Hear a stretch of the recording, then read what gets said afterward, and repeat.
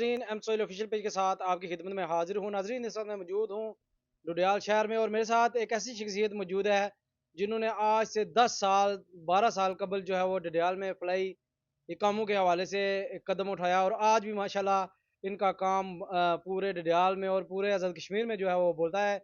मेरे साथ इस वक्त मौजूद हैं बरतानिया की मरूफ सियासी व समाजी शख्सियत चौधरी अमीन मक्की साहब।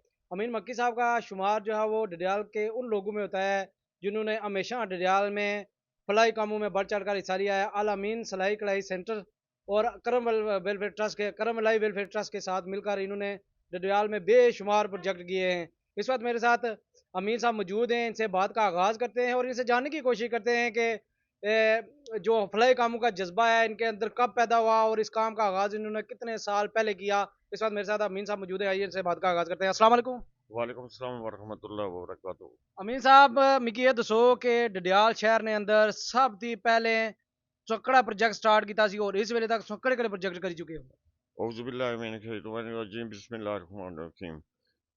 सब तो पहले असां जड़ा ना डडियाल इत्थे जड़ा ना बकी दिखया सी बकी बच्चियां जड़ियां मंगनियां ते ज़हन च आया कि अगर इन्हें की कोई हुनर सिखाया जाए ते उस हवाले ना फिर असां ये शुरू किया सी कम मशीनां ने हवाले ना सिलाई और कढ़ाई ना सेंटर, ठीक है।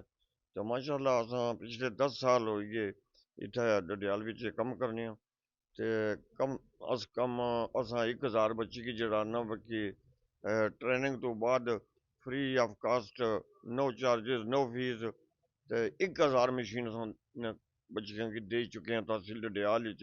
इस तो अलावा मीरपुर, पिंबर ते उसने तो अलावा कोटली सहसा असां बेशुमार लोकां की जड़ा इसने तो हटी ते मजीद मशीनां दित्तियां। ये मिगी दसो कि नकयाल ने अंदर भी एक करम लाई वेलफेयर ट्रस्ट नाल मिली तुसें एक सिलाई सेंटर ना आगाज़ किया सी, वो आज चलना पिया, वो फंक्शनल है। जी बिल्कुल चलना पिया, बिल्कुल चलना पिया। जी हमारी मालूमात के मुताबिक बिल्कुल चलना पिया। अमीन साहब, मिगी ये दसो कि डडियाल ने अंदर बेशुमार समाजी तंजीमां न, जी तुसां भी अपना किरदार भरपूर अदा करने हो पे। जी जी। ऐसा क्या है कि जेड़े कम हुकूमतां नहीं करनियां पियां वो अज जेड़ा ना समाजी तंजीमां करनियां पियां, इस हवाले तुसां क्या आखसो।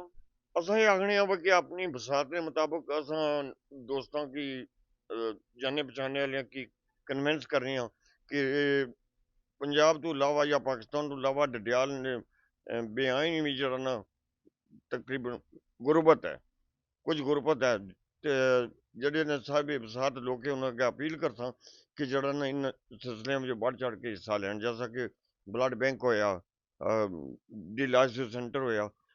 ये मैं वायद बंदा हाँ कि अपने सेंटर तो अलावा भी डिलाइस सेंटर की भी मैं करना है, ब्लड बैंक वाले की करना है, अल असीब वाले की भी करना है, और जो ट्रस्ट है मैं उन्हें भी जड़ा ना सपोर्ट करना। सपोर्ट करना अपनी वसात के मुताबिक, ठीक है। हालांकि एक अदारा दूसरे अदारे की बिल्कुल नहीं करना, लेकिन मैं जरा ना इस चीज की मद्देनजर रखना कि ये जो फलाई कम है इस डडियाल विच हो ही रहा ते उन्होंने आलाशेरी करने हैं।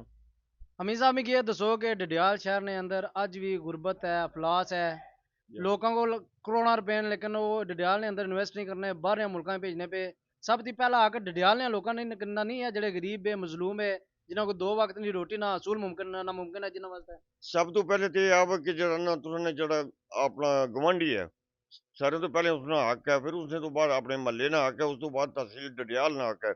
मैं अफसोस नाल कहना है कि साढ़े कश्मीरियों की ये समझ कोई नहीं लगनी पई कि वो जड़ा ना कि कुत्था कूड़ा खटक कुत्था सिंध कुत्था, ठीक है तुम अपने इलाके की दई तो फिर तुम जो बचा दियो, लेकिन ये आवे कि मिगी अफसोस ना कहना पैना है कि इत्थे जड़ियां ने इस चीज़ की कमी है।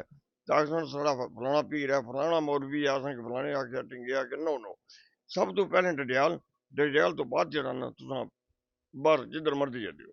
हदीस मुबारक भी है, जिस शख्स ने पेट भर कर खाना खाया पड़ोसी भूखा सोया वो मुसलमान नहीं। जी जी। लेकिन असा पड़ोसियों की ना तकने, बाहर ने लोगों की तकने जड़ियां ऐसियां तंजीमां या लोग है जेड़े बाहर जाइदा है लोगों की जरा ना सपोर्ट करने उन्होंने लोगों की क्या पैगाम देसो। मैं ये पैगाम देना है कि ये डडियाल ने कश्मीरियों ने बदकिस्मती है कि जड़ा ना ये बाहर दे लोगों की बेशुमार फंडिंग देने, लेकिन असा ना अपना एक दिल ना मरीज जड़ा है ना वो कोई रट्टा मरी जाना, कोई स्पीना नहीं बनी पर मरी जाना।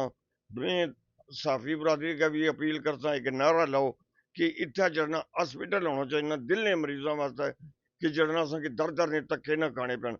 कश्मीरी अगर 1 पौंड देन 1 पौंड ज़कात विच भी देन लेकिन यह फिर भी साढ़ा हॉस्पिटल बनी सकना।